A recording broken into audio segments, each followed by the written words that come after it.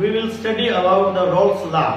So before we proceed to state Rolle's law, we need to we need to know some concepts. Let's first with the type of substances. Type of substances. Type of substances on the basis of their tendency. On the basis of the tendency of their molecules, molecules to go into vapor phase. Vapor phase means gaseous state. यानी जो पदार्थ हैं हम उनकी प्रकृति के बारे में जान लेते हैं कि उनके मॉलिक्यूल्स हैं वो वेपर फेज में जा सकते हैं कि नहीं लिक्विड से या नहीं जा सकते। इसके बेस पे हम देखते हैं the substances are of two types. पहला क्या था आपका वोलाटाइल सब्सटेंस, क्या है वोलाटाइल सब्सटेंसेस, और दूसरा क्या हमारा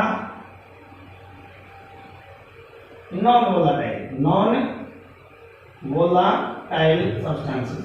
यहाँ एक बात समझ लीजिए कि ये जो चीज बता रहा हूं मैं irrespective of the physical state whether liquid और सॉलिड, ये दोनों पे लागू होता है, वोलाटाइल सॉलिड पे भी और लिक्विड पे भी। आप कॉन्सेप्ट को समझिए। ये कहता है वोलाटाइल दोज सब्सटेंसेस वो पदार्थ चाहे वो लिक्विड हो चाहे वो गैस हो, दो substances molecules of which can go to vapor phase spontaneously at normal temperature and pressure.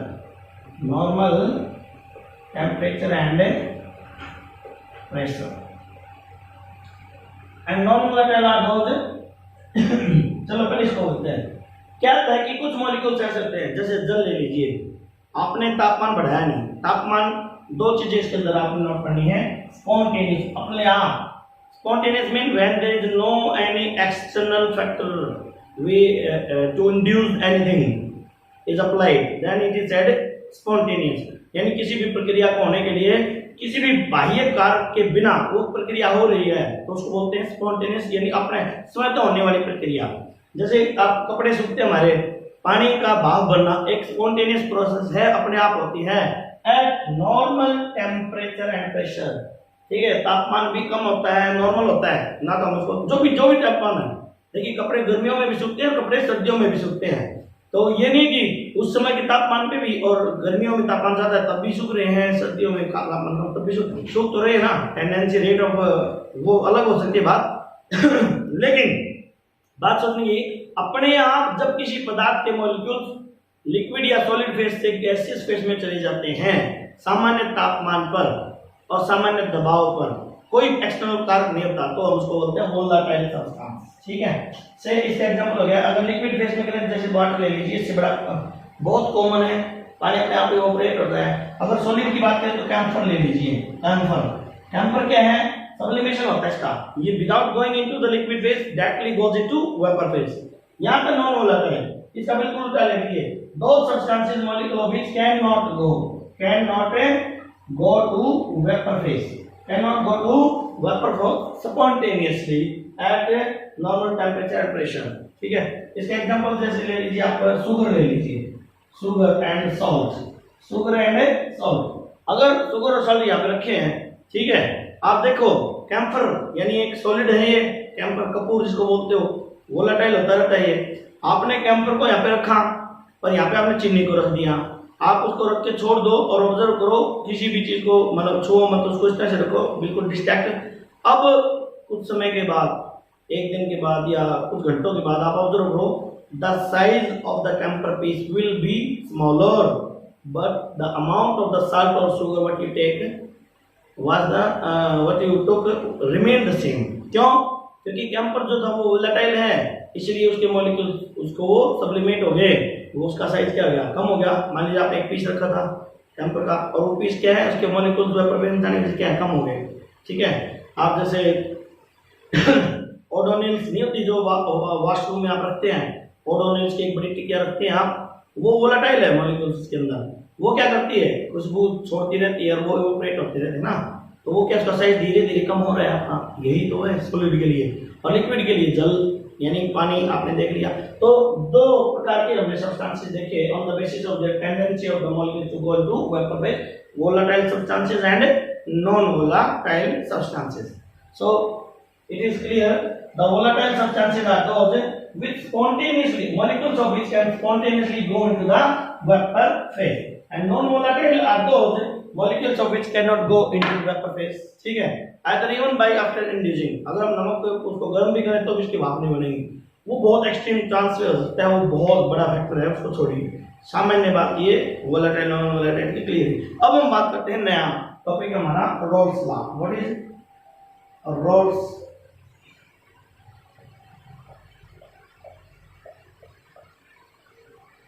Roles law? What is roles law? A law which tells the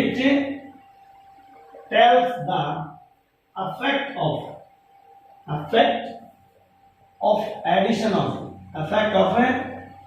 addition of a solute in solvent or solution, which tells the effect of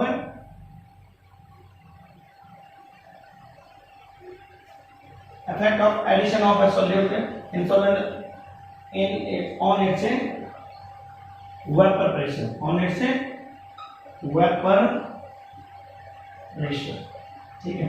देखिए solute को solvent में मिलाएंगे तो अपने आप क्या हो जाएगा solution.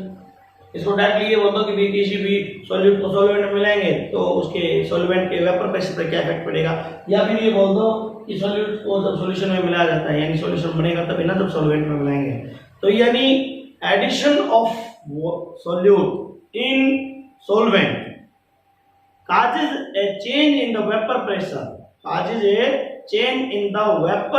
of the solvent, pure solvent, ठीक है। प्योर solvent में जब सॉल्यूट मिलेगा तो सॉल्यूशन बनेगा ना, तो क्या इफेक्ट है, वो कैसे बढ़ता है, what is the effect of addition at the vapour pressure of the solution.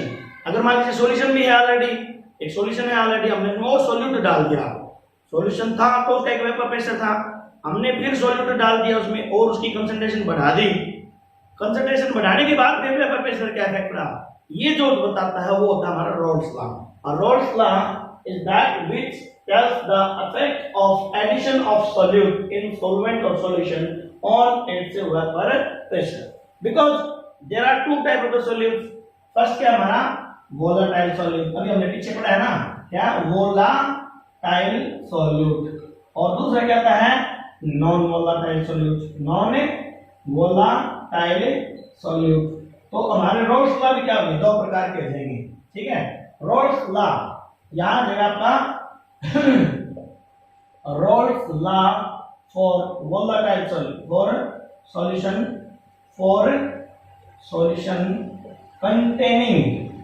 containing volatile solute,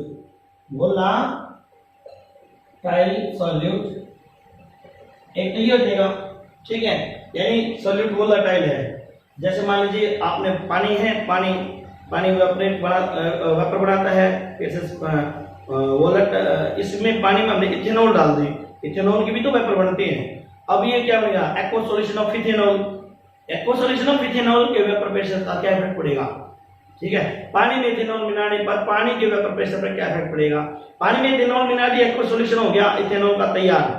अब ये वेपर प्रेशर इथेनॉल के एक्वा सॉल्यूशन का है, हमने इसमें और इथेनॉल मिला दी, तो और इथेनॉल मिलाने पर उसके वेपर प्रेशर पर क्या इफेक्ट पड़ा, ये जो बताता है वो है हमारा Raoult's law for solution containing volatile solute.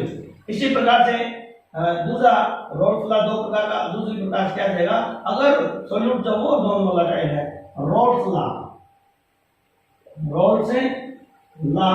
For solution containing non-volatile solute। So अभी हम स्टडी करेंगे रोल्स लॉ के बारे में। तो रोल्स लॉ इस प्रकार से क्या हुआ, दो प्रकार का हुआ, एक तो Rolle's law for the solution containing volatile solute, and another second Rolle's law for the solution containing non-volatile solute. So explain, यहाँ करते हैं अपन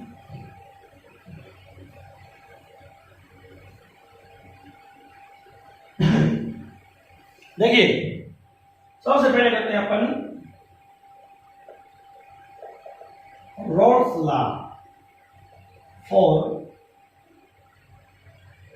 volatile solute means Rolle's law for a solution containing volatile solute. ये कहता है the vapor pressure of a component in the solution containing volatile solute is the product of its mole fraction and its vapor pressure in its pure state. See, ये क्या होता है? Roles law क्या होता है? VP माने vapour pressure of A component in the solution में component कौन से हैं? दो, एक तो सॉल्यूट है और एक सॉल्वेंट है। तो सॉल्यूट का मान लो या सॉल्वेंट का मान लो, जिसका भी वेपर प्रेशर आपने निकालना है उसका वेपर प्रेशर, ठीक है। कब? जब वो वोलाटाइल है सॉल्यूशन में, जो सॉल्यूट विद्यमान है अगर वह वोलाटाइल है तो ये कह रहा है कि जो वेपर प्रेशर होता है सॉल्यूट का या सॉल्वेंट का, इसलिए मैंने सॉल्यूट नहीं लिख करके कंपोनेंट लिख दिया, ठीक है। द वेपर, इसीलिए रोल्स लॉ कंपोनेंट लिखता है। The vapour pressure of A component in the solution contains volatile solute is product of its mole fraction. से फॉर एग्जांपल ये हमारा एक होता है सॉल्वेंट, ठीक है, और दूसरा क्या है आपका सॉल्यूट, ठीक है। ये दोनों मिलकर क्या बना देंगे? सॉल्यूशन, ठीक है। अगर हम मान लीजिए क्या कहता है आपका, ये कहता है कि PA is equal to XA into PA naught और PB is equal to XB into PB naught, where PA is equal to partial vapor pressure of solvent in the solution containing volatile solute, ठीक है। और PB आप इसको भी छोड़ दो, vapour pressure partial vapour, यानी सॉल्यूशन में सॉल्वेंट की वजह से जो वेपर प्रेशर वो होगा PA। सिमिलरली PB क्या देगा? Partial vapour pressure of solute in A solution में सॉल्यूट के मॉलिक्यूल्स की वजह से जो वेपर प्रेशर डेवलप होता है वो उसका होता है पार्शियल वेपर प्रेशर, ठीक है। अब यहाँ पे मैंने पीछे बताया था, आपको पता भी है XA और XB क्या है। XA क्या है? XA mole fraction of solvent. See solution में आप जाते रहोगे, यहाँ न्यूमेरिकल वैल्यूज के लिए या तो जो डेरिवेशन है उसमें हम एक इसके लिए रखेंगे सॉल्वेंट के लिए, कभी कभी न्यूमेरिक में लिखते हैं 1 x1 का मतलब मोल फ्रैक्शन ऑफ सॉल्वेंट। यहाँ हम लिख सकते हैं XA, x का मतलब मोल फ्रैक्शन ऑफ सॉल्वेंट। ए से या फिर 1 से रिप्रेजेंट करते हैं, तो XA क्या आएगा? मोल फ्रैक्शन ऑफ सॉल्वेंट। इसको अपन XA या फिर X1 भी कर सकते हैं, ठीक है। तो अभी हमने यहाँ पे क्या लिया है? XA। यहाँ फिर दूसरा लिया XB क्या हुआ? मोल फ्रैक्शन ऑफ सॉल्यूट। और PA नॉट का मतलब क्या है? P से यानी प्रेशर, A यानी solvent, vapour pressure of a solvent. यहाँ ये नोट लगाने का मतलब क्या होगा? इन ए प्योर स्टेट। और सिमिलर समझाता हूँ आपको, जैसे हमने बिल्कुल प्योर वाटर है, प्योर जल है, एकदम बिल्कुल शुद्ध जल। अब प्योर वाटर उस तापमान पर, एक निश्चित तापमान पर जो वेपर प्रेशर एग्जिस्ट करता है वो मेजर कर लिया, तो उसको हम कैसे लिखेंगे? PA नॉट के रूप में, ठीक है। द पार्शियल ये है प्योर का vapour pressure of the pure solvent P nought. इसी तरह से आएगा P B nought. P B nought क्या है? Vapour pressure of a solute, vapour pressure of a solute in its pure state, in its pure state. यानी ये मान लीजिए इथेनॉल है, इथेनॉल भी वेपर प्रेशर एग्जिस्ट करेगा क्योंकि वोलेटाइल है, तो प्योर इथेनॉल का जो वेपर प्रेशर होगा वो होगा पी बी नॉट, क्योंकि इथेनॉल यहाँ पे क्या है? सोल्यूट। तो देखिए फिर आप यहाँ पर डेफिनेशन पे आते हैं। ये रोल्स लॉ बोलता है कि is the product of mole fraction, यानी यहाँ देखिए वेपर प्रेशर हमने देखा किसका? सॉल्वेंट का, पीए पार्शियल वेपर, यहाँ ये है पी होगा हमारा पार्शियल वेपर प्रेशर, ठीक है। इस अंतर को समझिए, यहाँ पे पीए है, यहाँ पे पीए नॉट है। तो partial vapour pressure of a component is equal to the product of its mole fraction and its vapour pressure in its pure state. अगर हम सॉल्वेंट की बात करें तो partial vapour pressure of the solvent, एक किसके लिए आता है? सॉल्वेंट के लिए।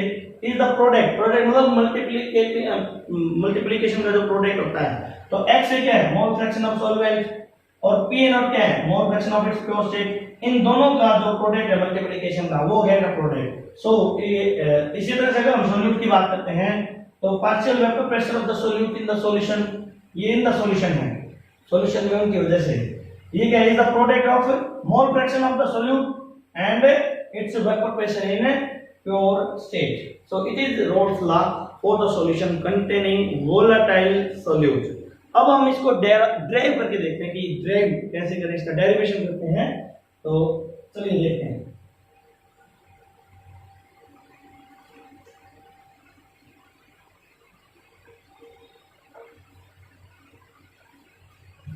यहां आ जाएगा आपका derivation of Rolle's law for volatile solute, ठीक है। यहां ये कहता है एक सॉल्यूशन है, उस सॉल्यूशन में दोनों कंपोनेंट सॉल्यूट भी और सॉल्वेंट भी वोलेटाइल हैं, तो दोनों का अपना प्रेशर होगा। तो सॉल्यूशन भी एक प्रेशर एग्जिस्ट करेगा, PS is equal to PA plus PB। Means ये क्या कहता है? यहाँ पे PS क्या आपका? PS vapour pressure of solution, vapour pressure of A solution. PA क्या है? Partial vapour pressure, partial vapour pressure of solvent, partial vapour pressure of a solvent. और PB क्या है? Partial vapour pressure of a solute, of a solute. ये roles law क्या बोलता है? इसका डेरिवेशन के अभी एक solution containing volatile solute, in that case the vapor pressure of the solution will be equal to the sum of the partial vapor pressure of solvent and partial vapor pressure of solute। सही बात है। तो अब हम इसको करेंगे PS is equal to, we know PA is equal to क्या है? according to Rolle's law XA into PA naught, और PB is equal to क्या आएगा? अभी पीछे हमने किया है Rolle's law, XB into PB naught। so ये आएगा हमारा पुटिंग दीज वैल्यूज, ये मान लीजिए इक्वेशन हमारी क्या है? फर्स्ट, ठीक है। Putting these value in equation, putting these value in equation first, equation first में रखेंगे तो PS इज इक्वल टू क्या आएगा? PA नॉट की वैल्यू रखी हमने, क्या आएगा? XA into PA nought plus PB की वैल्यू रखी हमने XB into PB नॉट, ठीक है।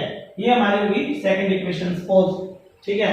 क्योंकि हमें ये पता है we know XA is equal to कहते हैं 1 माइनस XB, क्योंकि जब हमने मोल फ्रैक्शन का कांसेप्ट किया था तो वहां पे था mole fraction of solvent and mole fraction of solute is always equal to 1, क्योंकि ये क्या है? Ratio of the mole fraction, ratio of the number of the moles of the given component to the total number of the moles of the all the components in the solution. तो ratio का हमेशा क्या है? सम क्या आएगा? 1 आएगा। तो XA, तो अगर इसके हिसाब से देखेंगे तो क्या XA इज इक्वल टू क्या आएगा? 1 माइनस XB, 1 माइनस X पे क्या? इस वैल्यू को रखते हैं, putting this value in equation second, putting this value in equation second, ठीक है। तो यहाँ रखेंगे तो PS इज इक्वल टू क्या आएगा? PS इज इक्वल टू यहाँ X है, X की जगह में क्या आएगा? 1 माइनस XB इनटू, इसको ब्रैकेट में लिख लेते हैं P A nought plus X B into P B nought. ठीक है, अब यहाँ पी ए नॉट को हम क्या करेंगे, मल्टीप्लाई करेंगे इसके ब्रैकेट के अंदर जो है, यहाँ पे क्या आ जाएगा P S is equal to P A, यहाँ पे इसको एक से मल्टीप्लाई किया तो क्या P A nought minus X B P A nought, bracket खुल गया हमारा। ठीक है, bracket is off now X B into P B nought. ठीक है, ये हमारी मान लीजिए इक्वेशन आ गई थर्ड। ठीक है, रीअरेंज इक्वेशन थर्ड को रीअरेंज करते हैं, मतलब कोई चेंज नहीं करते, जो फैक्टर्स उनको आगे पीछे करते हैं। यहाँ ये देखिए ये फैक्टर आ गया है प्लस का, ये है माइनस का, तो हम क्या करते हैं P S is equal to P A nought, तो ये है। ठीक है, ये प्लस वाला जो ये कंपोनेंट हम आगे ले आएंगे, तो P A nought plus X B into P B nought minus में क्या आ जाएगा हमारा, ये वाला फैक्टर आ जाएगा, ये जो ना माइनस वाला। ठीक है, तो ये आ जाएगा हमारा क्या आ जाएगा minus X B P A nought. ठीक है,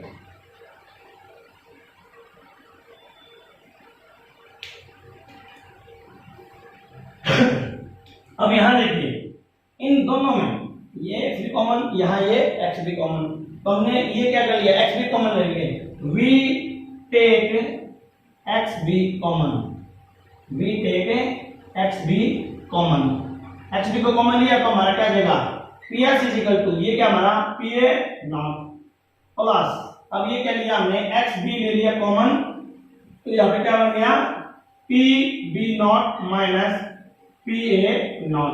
ठीक है, तो हमारा डेरिवेशन क्या आ जाएगा सी, आपको लेके जाते इसका, यहाँ पे क्या आएगा P S is equal to ये यहाँ पे देखिए क्या है P A nought plus X B into P B nought minus P A nought. ठीक है, यहाँ ये इक्वेशन मान लीजिए कौन सी आ गई आपकी फोर्थ इक्वेशन आ गई, fourth equation.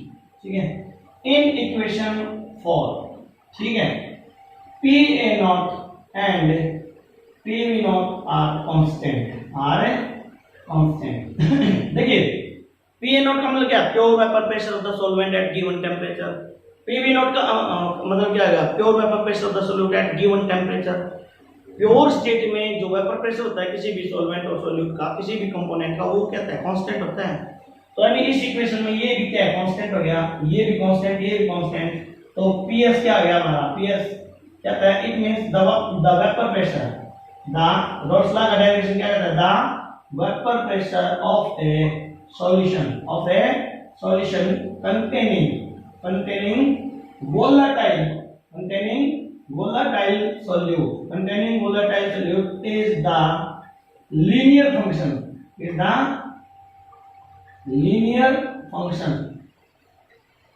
of the mole fraction of solute, mole fraction of a solute, mole fraction of solute यानी XB। देखिए इस इक्वेशन में क्या आ गया, ये पी ए नॉट कांस्टेंट है, ये कांस्टेंट है और ये भी कांस्टेंट है। कांस्टेंट की वैल्यू मान लीजिए कम 1 लगा लीजिए, ठीक है, फिक्स होगी, इसकी वैल्यू कर लो। फिर इसका मतलब वेपर प्रेशर किसके ऊपर डिपेंड करता है, mole fraction of solute. This is Rawls law for the solution containing volatile solute. ठीक है, अब इसको ग्राफिकली एक्सप्लेन करते हैं, इसका ग्राफ बनाते हैं इसी प्लेटफॉर्म पे। आई थिंक ये आपने लिख लिया होगा, तो इसको मैं एक बार मिटा करके ग्राफिकली आपको रिप्रेजेंट करता हूं। ठीक है, अभी मैं ग्राफ बनाएंगे। ठीक है ये हमारा मान लीजिए पी ए नॉट यानी vapour pressure of pure solvent. ठीक है, और ये ले लीजिए हमारा क्या है P B nought, vapour pressure of the solute. ठीक है, दोनों को यहां मिला दीजिए। इस पॉइंट पे क्या है एक्स ए यानी मोल फ्रैक्शन कितना 1, ये प्योर सॉल्वेंट है, इसका मतलब इसमें कुछ भी नहीं मिला हुआ, तो X A mole fraction X A का क्या होगा 1 होगा कंप्लीट आज whole, because X A plus X B is equal to 1। X B यहां पे क्या है 0, यानी सॉल्यूशन तो तैयार किया ही हमने, प्योर सॉल्वेंट है, तो इसलिए एक्स बी 0 है, तो X A is equal to क्या है 1, तो यानी एक्स बी यहां पे क्या है 0। यहां पे क्या है प्योर सॉल्यूट है, तो यहां पे क्या है X B is equal to क्या है 1, और X A is equal to क्या है 0, ठीक है, क्योंकि according to X A plus X B is equal to 1 इस बेस पे है सब, ठीक है। तो जब हम यहाँ से इधर इस पॉइंट से इस पॉइंट तक पहुंचते हैं तो क्या कहता है मोल फ्रैक्शन जो है सॉल्वेंट का वो घटता है और मोल फ्रैक्शन ऑफ सॉल्यूट क्या है बढ़ता है। देखिए यहाँ पे x कितना है 1, यहाँ पे जाके कितना है 0, यहाँ पे x कितना है 0 और यहाँ पे जाके है 1। यानी when we move in this graph from this point to this point then the mole fraction of the solute increases, क्योंकि हम सॉल्यूशन बढ़ा रहे हैं सॉल्वेंट में सॉल्यूट को मिला करके, ठीक है, और उसकी कंसंट्रेशन बढ़ा रहे हैं। तो यहाँ देखिए क्या होता है यहाँ एक लीनियर लाइन खींची हमने, थोड़ा सा सीधी लाइन जाएगी बिल्कुल, आपके पास स्केल होता है तो स्केल से कर सकते हो आप, बिल्कुल सीधी लाइन नहीं है, ठीक है।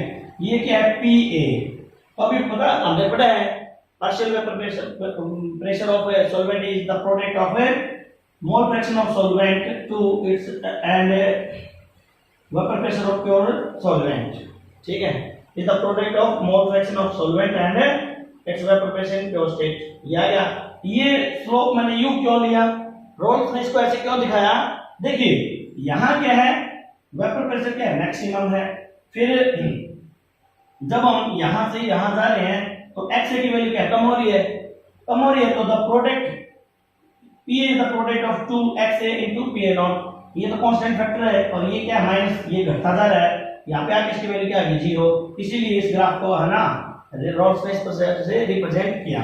यहाँ देखिए रोल्स ने एक दूसरा ग्राफ लिया यहाँ पे, ये यूं जाके यहाँ चला जाता है, ठीक है, ये ग्राफ किसको दिखा रहा है, ये दिखा रहा है पीबी यानी partial vapour pressure of the solute. Partial vapour pressure of solute is the product of a mole fraction of solute and vapour pressure of the solute in its pure state xb into pb not, ठीक है। यहाँ इसको इस तरह से क्यों दिखाया ऊपर की तरफ बढ़ते हुए, देखिए यहाँ पे क्या है xb की वैल्यू क्या है 0, यहाँ xb की वैल्यू 0 है तो pb यहाँ पे क्या होगा 0 होगा, ठीक है। तो यहाँ xb बढ़ता जा रहा है उधर जा रहे तो, और यहाँ पे आके xb क्या आ गया पूरा 1 हो गया, तो यानी इस तरफ क्या है ये क्या दिखा रहा है, यानी इसकी जो डायरेक्शन है ये दिखा रहा है कि vapour pressure due to solute increasing, ठीक है, और यहाँ पे क्या है vapour pressure of the solute decreasing. ये दोनों के दोनों क्या आ जाएंगे यहाँ पे लीनियर फंक्शन, ठीक है। अब ये क्या है, ये है vapour pressure of solution PS, ये क्या है PS इज इक्वल टू क्या है PA प्लस में PB, ठीक है। Vapour pressure of the solution is equal to the sum of partial vapour pressure of solvent and partial vapour pressure of a solute. अब ये लाइन लिखी, अब एक बात ये है कि ये वाली मैंने बड़ी क्यों लिखी, यानी रोल्स ने इस ग्राफ में इस लाइन को बड़ा क्यों दिखाया। देखिए सपोज एक बार मान लीजिए कल्पना करते हैं, ठीक है, आपने नहीं करा पेपर में, आपको सिर्फ समझाने के लिए कर रहा हूं, इनको इक्वल लिया होता है यहाँ पे, ठीक है, इक्वल लेते हैं, यहाँ पर क्या है xb की वैल्यू क्या है 0 है, ठीक है, तो क्योंकि xb की वैल्यू बढ़ रही है ना तो इसलिए यहाँ पर xb की वैल्यू क्या है बढ़ के 1 हो रही है, तो यानी ये जो है ना it is just merely to represent the increasing concentration of the solute, ठीक है। और इसका लॉजिक क्या है, यही लॉजिक है ये ग्राफ को इस तरह से दिखाने का, ठीक है। अगर ये इसको यूं दिखा देता, ठीक है ना, यूं, क्लियर, तो समझ नहीं आता ये कैसे हो गया, ये अब समझ में आ रहा है, ये अपने आप को डिफाइन कर रहा है, ये अपने आप को कैसे डिफाइन कर रहा है, ठीक है, कि जब सॉल्वेंट में सॉल्यूट की कंसंट्रेशन बढ़ती है, ठीक है, तो जो variation in the vapour pressure of the solution आता है वो इस प्रकार से आता है। So this is roles law, the vapor pressure of the solution containing volatile solute is the linear function of the mole fraction of solute, mole fraction of a solute, जो कि हमने एक्सप्लेन किया है, यहाँ पे ये आ गया है, ये आ गया यानी PS is the linear function of XAB, it is clear, ठीक है। तो this is it is Rolle's law। अब हम करते हैं next Rolle's law for the solution containing non volatile solute।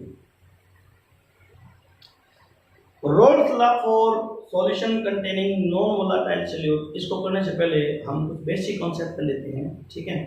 ये देखिए ये क्या है PA नॉट, यानी ये क्या आ गया vapour pressure of a pure solvent, ठीक है। अगर हमने इसके अंदर नॉन वोलेटाइल सॉल्यूट मिलाया, अभी मैंने बताया था कि जब भी नॉन वोलेटाइल सॉल्यूट मिलाया जाता है, ठीक है, तो वेपर प्रेशर घट जाता है। Due to addition of a non volatile substance the vapour pressure of a pure solvent decreases. देखिए मैं समझा देता हूँ, इसको कॉन्सेप्ट को समझ लीजिए, फिर रोड लॉ को स्टडी करेंगे, ठीक है। ये हमारा प्योर सॉल्वेंट, ठीक है। प्योर सॉल्वेंट के ये जो मॉलिक्यूल्स हैं, ये सरफेस पे जो मॉलिक्यूल्स हैं वो कहां पे जाते हैं, वेपर फेज में जाते हैं, ठीक है। अभी यहाँ पे 1 2 3 4 5 6 7 8 9 10 11 सपोज समझाने के लिए इन पर यूनिट टाइम यहाँ पर मॉलिक्यूल्स 11 मॉलिक्यूल्स मान लीजिए वेपर फेज में जा रहे हैं, तो vapour pressure is due to 11 molecules, ठीक है। समझने के लिए बता रहा हूँ, सपोज करो, इसको अज्यूम करो कि 11 मॉलिक्यूल जा रहे हैं, ठीक है। अब हमने इसमें क्या बना दिया, non volatile solute. Non volatile को हम इस तरह से रिप्रेजेंट करते हैं, ठीक है, क्लियर। क्योंकि जो वेसल है, जो कंटेनर है, उसका सरफेस एरिया तो उतना ही है, ठीक है। तो यहाँ क्या है, some of the surface is occupied by non volatile solute molecules, non volatile solute molecules. यानी अभी जब प्योर सॉल्वेंट था उसमें हमने क्या कर दिया, नॉन वोलेटाइल सॉल्यूट मिला दिया। नॉन वोलेटाइल सॉल्यूट को किससे रिप्रेजेंट कर रहा हूं मैं, इससे, ठीक है। प्योर सॉल्वेंट को रिप्रेजेंट किया था इससे, ठीक है। सरफेस एरिया तो नहीं हुआ, तो ये कुछ मॉलिक्यूल्स किसके आगे, सरफेस पे, सॉल्यूट के आगे। अब यहाँ देखिए, ये तो वेपर फेज में जा नहीं सकते, क्योंकि अभी पीछे बताया था नॉन वोलेटाइल क्या आता है, जो वेपर फेज में नीचे जाएगा, जिसकी वेपर नहीं बनेगी। तो अब यहाँ क्या हुआ, 1 2 3 4 5 6, ठीक है। अब क्या है, the number of the molecules from the solution going into vapour phase decreases, because पहले क्या था, 11 मॉलिक्यूल्स जा रहे थे प्योर सॉल्वेंट में, अब कितने जाएंगे, अब सॉल्यूट तो नॉन वोलेटाइल है, सॉल्यूट के आपका सॉल्वेंट जो है वो है वोलेटाइल, तो 6 molecules they go into vapour phase, so the vapour pressure due to 11 should be more, and it is from so while the vapor pressure due to less number of molecules, यहाँ पे क्या हुआ 6, तो वो क्या कम हो गया। तो effect of addition of non volatile solute in the solvent is this, the vapor pressure of the pure volatile solvent decreases with addition of the non volatile solute, ठीक है। तो ये देखिए, हम इसको बोलते हैं, ये PA नॉट क्या है, vapour pressure of the pure solvent, ठीक है। अब हमने क्या किया, इसके अंदर हमने डाल दिया नॉन वोलेटाइल सॉल्यूट, यानी ये क्या है, PA not minus PS। PS क्या था आपका, PS का vapour pressure of solution, PS is equal to PA nought plus PA plus PB। हमने पीछे पढ़ा है, सॉल्यूशन का वेपर प्रेशर जो होता है is the sum of the partial vapour pressure of solvent, दिखाई नहीं दे रहा, ध्यान रखता हूं, PS is equal to PA plus PB. The vapor pressure of the solution is the sum of the partial vapor pressure of solvent and partial vapor pressure of solute. क्योंकि solute तो non volatile है ना, तो इसका मतलब क्या हो गया, ये तो हो गया 0, तो यानी क्या होगा, वेपर प्रेशर ऑफ सॉल्यूशन क्या जाएगा, डिक्रीज कर जाएगा।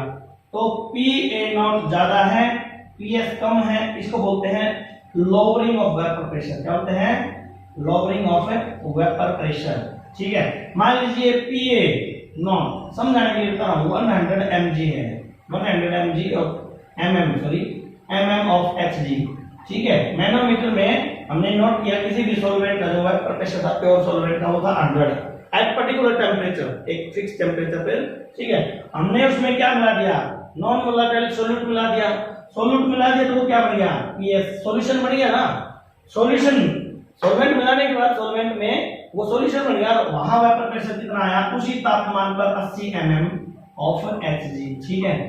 तो ये क्या हो गया, PA नॉट माइनस PS, यानी इज इक्वल टू क्या गया, 100 माइनस 80, ये क्या 20, ये 20 mm ऑफ Hg, ठीक है। मैनोमीटर के अंदर जो रीडिंग है ये क्या है, लोअरिंग ऑफ वेपर प्रेशर, ये क्या हो गया, लोअरिंग ऑफ वेपर प्रेशर, ठीक है। अब हम बात करते हैं आगे,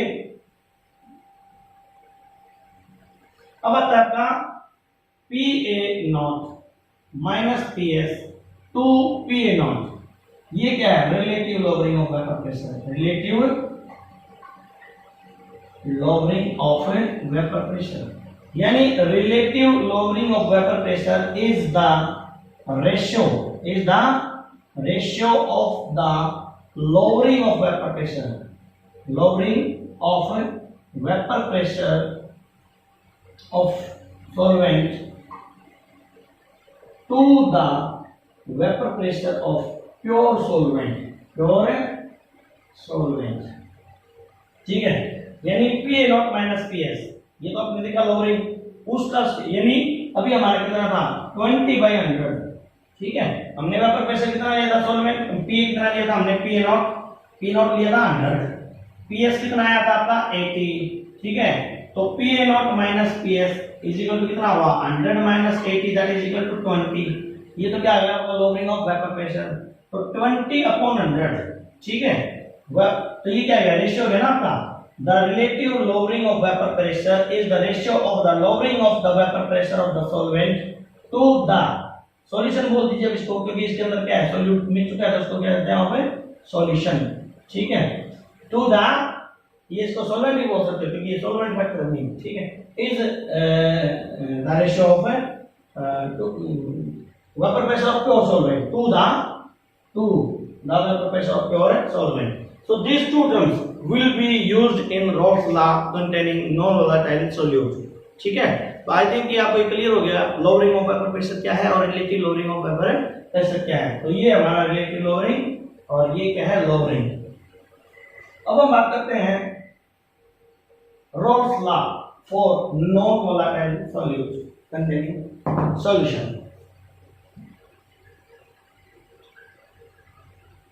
Rolle's law for non-volatile solute containing solution।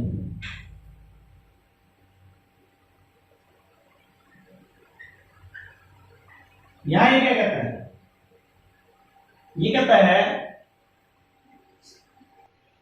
see here, I just to save the time I pause the video to write it in here what it says, the Rolle's law for a solution containing non-volatile solute, it says that the relative lowering of vapor pressure of solution, अभी बताया था मैंने relative lowering क्या था, Pa0 minus Ps by Pa0, ratio of the lowering of vapor pressure to the vapor pressure of the pure solvent is known as relative lowering।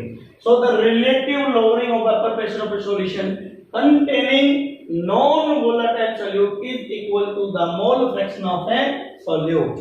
means relative lowering of vapor pressure क्या था, Pa0 minus Ps upon Pa0 is equal to XB, because XB क्या है आपका, यहां क्या है XB is equal to mole fraction of a solute, mole fraction of a solute.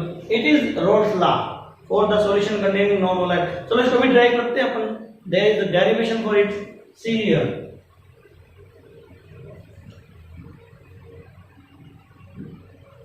कहता है डेरिवेशन,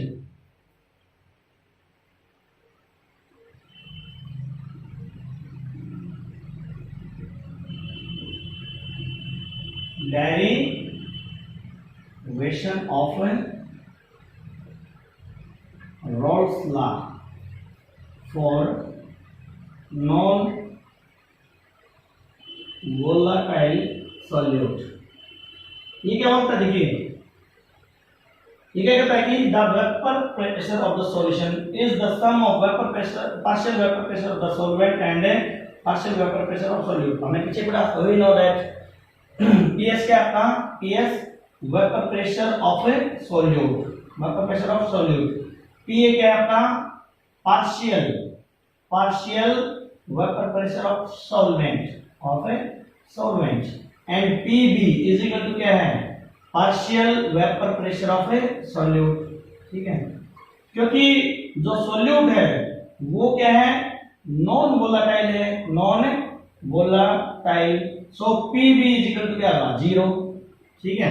तो पुटिंग दिस वैल्यू, ये मान लीजिए इक्वेशन क्या first, we know that the vapour pressure of the solution is equal to sum of the partial vapour pressure of the solvent and partial vapour pressure of the solute, because for a solution containing non volatile solute PB is equal to 0, so PS is equal to PA, PS is equal to PA, and we know PA is equal to XA into PA naught, XA is equal to PA naught। अभी roles ने बताया था ना कि पीछे roles law the vapor pressure of a solution containing volatile solute, उसमें भी the vapor pressure of the given component in the solution is equal to the product of its mole fraction and its vapor pressure in the pure state. यहाँ इसकी value को रख लीजिए, ठीक है। यहाँ क्या करते हैं, क्योंकि x इज इक्वल क्या है 1 माइनस xb, 1 माइनस xb, ये मान लीजिए इक्वेशन क्या है, सेकंड इक्वेशन में हम इसको वैल्यू को रखते हैं, putting this value in equation second में रखेंगे। तो यहाँ ये PA is equal to PS, it is PS, ठीक है। PS is equal to x a की वैल्यू क्या आएगी 1 minus xb into PA nought, ठीक है। इसको रीअरेंज करते हैं और रीअरेंज करेंगे तो क्या आ जाएगा PS is equal to PS बटे upon PA nought is equal to 1 minus xb, यानी ये मल्टीप्लिकेशन में है, आर पार गुणा करेंगे तो नीचे चला जाएगा, तो PS upon PA nought is equal to this, ठीक है। ये मान लीजिए इक्वेशन कौन सी आ गई आपकी सेकंड, ये आ गया आपकी थर्ड, ठीक है। इसको भी रीअरेंज करेंगे, रीअरेंज करेंगे तो क्या आएगा, ये xb को इधर ले आएंगे, माइनस का है तो इधर आके क्या हो जाएगा xb इज इक्वल टू ये क्या है PS, तो आ जाएगा 1 minus PS upon PA nought, ठीक है।